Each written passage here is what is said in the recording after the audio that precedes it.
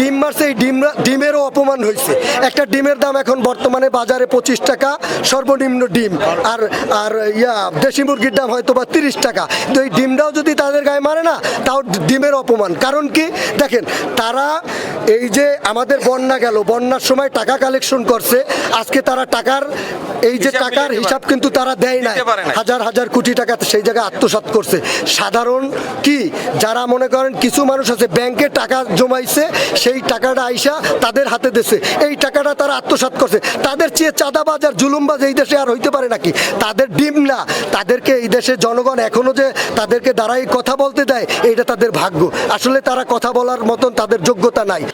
আজকে শাহজাহানপুর অধ্যক্ষ সমিতি মির্জা আব্বাস নাসিরউদ্দিন পাটোয়ারি তো কি বলবো, এটা এই 5ই আগস্ট আগে তুই বিড়ি চাইয়া খাইছ, আর ওখানে তুমি এই 13 টাকা মাইরা 12 কোটি টাকা 13 টাকা মারছে নাসিরউদ্দিন। আর ওই কর মির্জা আব্বাসের ওই সমকক্ষ, মির্জা আব্বাসের একটা পশমের সমান, মির্জা আব্বাসের তার তুলনা চলে।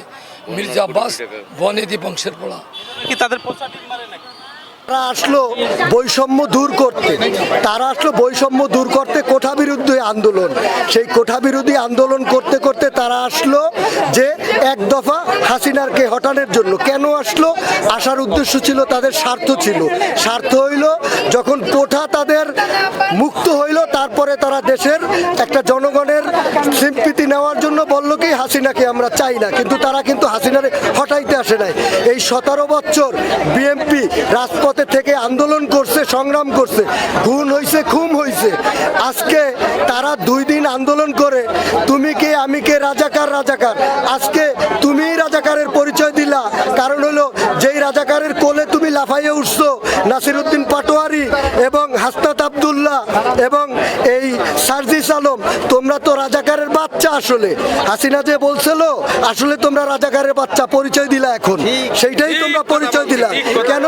সেইটা কারণ হইল তোমরা যদি দেশের সভ্য জাতির এই মানুষ এবং মানুষের কাছে যদি তোমাদের বলার কিছু, তোমরা টাকা কালেকশন করলা, এই যারা গরিব অসহায় মানুষ তাদের টাকা কালেকশন করে সেই টাকাও তোমরা দুর্নীতি করলা, টাকার হিসাব আজ পর্যন্ত দিতে পারো নাই।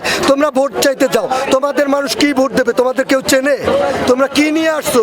তোমরা জামাত সারা জীবন এই বিএনপির কোলে চৈরা এতদিন তারা রয়েছে, তাদের নিবন্ধন ছিল না, তাদের কোনো নিবন্ধন ছিল না। আওয়ামী লীগ এসে তাদের নিবন্ধনটাকে শেষ করছে। এই বিএনপির ঘাড়ের উপরে চাইপা তারা এতদিন দল করছে, এখন তারা আবার এই জামাতের মতন দল, তারা আবার বিএনপির কথা বলতেছে বিএনপি চাঁদাবাজ। আরে বিএনপি চাঁদাবাজ হয় কেমনে? তোমরা যারা এই নাসিরউদ্দিন পাটোয়ারি সহ যারা দল গঠন করছো, তোমরা হইলো বড় চাঁদাবাজ। কিন্তু একটা সংখ্যায় আছে, ষড়যন্ত্র হয়নি শেষ, সজাগ থাকো বাংলাদেশ।